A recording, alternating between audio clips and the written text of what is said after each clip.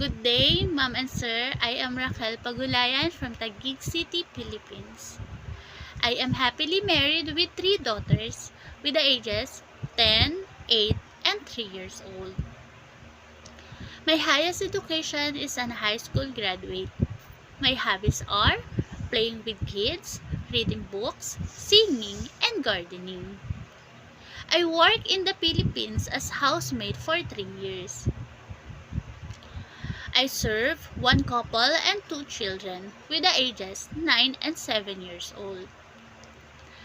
My duties are cleaning the house, cooking, marketing, taking care of the children, and sending them to school. I work in Jisan, Saudi Arabia as a domestic helper for 2 years and 1 month. I serve 1 couple and 4 children with the ages 10, 8, 1 year old, and a baby. My duties are cleaning the house, preparing food, taking care of the children, and sending 2 children in the school.